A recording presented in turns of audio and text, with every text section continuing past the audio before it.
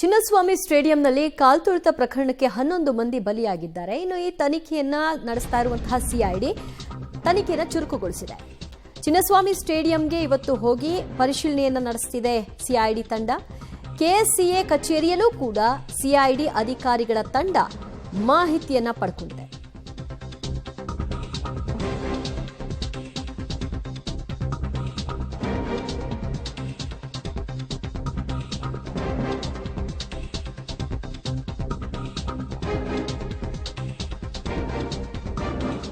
Chinnaswamy ಸ್ಟೇಡಿಯಂನಲ್ಲಿ ಕಾಲ್ತುಳಿತಕ್ಕೆ 11 ಬಲಿಯಾಗಿದ್ದು CID ಅಧಿಕಾರಿಗಳು ತನಿಖೆ ಚುರುಕುಗೊಳಿಸಿದ್ದಾರೆ. Chinnaswamy ಸ್ಟೇಡಿಯಂಗೆ CID team visit ಕೊಟ್ಟಿದೆ. ಕೆಎಸ್ಸಿಎ ಕಚೇರಿಯಲ್ಲಿ ಸಿಐಡಿ ಅಧಿಕಾರಿಗಳ ತಂಡ ಬೀಡುಬಿಟ್ಟಿದ್ದು ಸಿಸಿಟಿವಿ ಪರಿಶೀಲನೆ, ಹೇಳಿಕೆ ದಾಖಲಿಗೆ ಸಿಐಡಿ ಮುಂದಾಗಿದೆ. ಕೇಸ್ ಫೈಲ್ ಸಮೇತ ಅಧಿಕಾರಿಗಳು ಬಂದಿದ್ದಾರೆ. ಸಿಐಡಿ ಎಸ್ಪಿ ಶುಭನ್ವಿತಾ ನೇತೃತ್ವದಲ್ಲಿ ವಿಚಾರಣೆಯನ್ನು ನಡೆಸಲಾಗುತ್ತಿದೆ. ಅದಷ್ಟು ಅಪ್ಡೇಟ್ಸ್ ಕೊಡ್ತಾರೆ ನಮ್ಮ ಪ್ರತಿನಿಧಿ ಉಮೇಶ್. ಸದ್ಯ ಹೇಳಿಕೆಗಳ ದಾಖಲು ಪ್ರಕ್ರಿಯೆ ಆರಂಭ ಆಗಿದೆ. ಎಲ್ಲಿಗೆ ಬಂದಿದೆ ತನಿಖೆ? ದಿವ್ಯಜ್ಯೋತಿ, ಚಿನ್ನಸ್ವಾಮಿ ಸ್ಟೇಡಿಯಂ ಬಳಿ 11 ಜನ ಸಾವನ್ನಪ್ಪಿದ ಪ್ರಕರಣಕ್ಕೆ ಸಂಬಂಧಪಟ್ಟಂತೆ ಇವತ್ತು ಅಧಿಕೃತವಾಗಿ ಸಿಐಡಿ ಅಧಿಕಾರಿಗಳು ಇನ್ವೆಸ್ಟಿಗೇಷನ್ ಶುರು ಮಾಡಿರುವಂಥದ್ದು.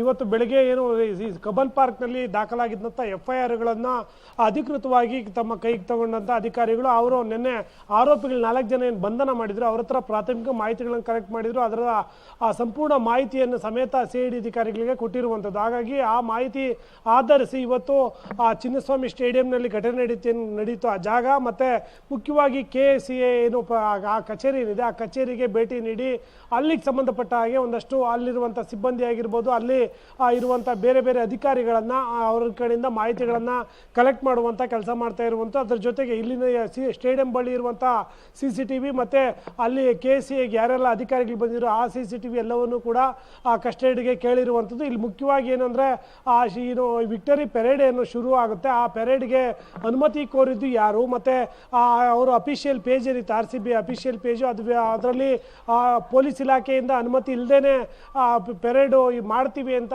ಅಧಿಕೃತವಾಗಿ ಹೇಳಿದ್ಯಾರು, ಈ ಥರ ಪ್ರಶ್ನೆಗಳು. ಮತ್ತು ಸರ್ಕಾರದಿಂದ ಇದಕ್ಕೆ ಅನುಮತಿ ಸಿಕ್ಕಿದ್ರೆ ಯಾವಾಗ ಸಿಕ್ಕಿತ್ತೋ ಈ ಎಲ್ಲ ಇಂಥ ಪ್ರಶ್ನೆಗಳನ್ನು ಇಟ್ಕೊಂಡು ಸಂಬಂಧಪಟ್ಟ ಅಧಿಕಾರಿಗಳನ್ನ ಪ್ರಶ್ನೆ ಮಾಡ್ತಾ ಇರುವಂಥದ್ದು. ಈಗ ಪ್ರಾಥಮಿಕವಾಗಿ ಒಂದಷ್ಟು ಮಾಹಿತಿಗಳನ್ನು ಕಲೆಕ್ಟ್ ಮಾಡಿದ ನಂತರದಲ್ಲಿ ಈಗಾಗಲೇ ನ್ಯಾಯಾಂಗ ಬಂಧನದಲ್ಲಿ 4 ಜನ ಇದ್ದಾರೆ. ಅವರನ್ನು ಸೋಮವಾರದ ನಂತರದಲ್ಲಿ ಮತ್ತೆ ಕಸ್ಟಡಿಗೆ ಪಡೆದು ಇನ್ವೆಸ್ಟಿಗೇಷನ್ ಶುರು ಮಾಡ್ತಾರೆ. ಈಗಾಗಲೇ ಕೆಎಸ್ಸಿಎ ಕೂಡ ಕೋರ್ಟ್ಗೆ ಹೋಗಿರುವಂಥದ್ದು. ಅವರು ಬಲವಂತದ ಕ್ರಮ ಬೇಡ ಅನ್ನೋ ನಿಟ್ಟಿನಲ್ಲಿ ಮಾಹಿತಿ ಏನೋ ಆದೇಶ ನೀಡಿರೋ ಹಿನ್ನೆಲೆಯಲ್ಲಿ ಅವ್ರಿಗೂ ಕೂಡ ನೋಟಿಸ್ ಕೂಡ ಹಂತವಾಗಿ ಸಂಬಂಧಪಟ್ಟ ಈ ಘಟನೆಗೆ ಯಾರು ಕಾರಣ, ಹೇಗೆಲ್ಲ ಈ ಘಟನೆ ನಡೀತು, ಎಷ್ಟೆಲ್ಲ ಜನ ಭಾಗಿಯಾಗಿದ್ರು ಇದರಲ್ಲಿ ಅನ್ನೋದ್ರ ಬಗ್ಗೆ ಮಾಹಿತಿ ಕಲೆಕ್ಟ್ ಮಾಡ್ತಾರೆ. ಸದ್ಯಕ್ಕೆ ಮೊದಲ ದಿನ ಆಗಿರೋ ಕಾರಣಕ್ಕಾಗಿ ಕೆಎಸ್ಸಿಎ ಮತ್ತು ಸ್ಟೇಡಿಯಂ ಏನಿದೆ ಈ ಸ್ಟೇಡಿಯಂ ಇದು ಮಾತ್ರ ಪ್ರಾಥಮಿಕವಾಗಿ ಒಂದಷ್ಟು ಮಾಹಿತಿಗಳನ್ನು ಸಿಐಡಿ ಅಧಿಕಾರಿಗಳು ಕಲೆಕ್ಟ್ ಮಾಡ್ತಾ ಇರುವಂಥದ್ದು.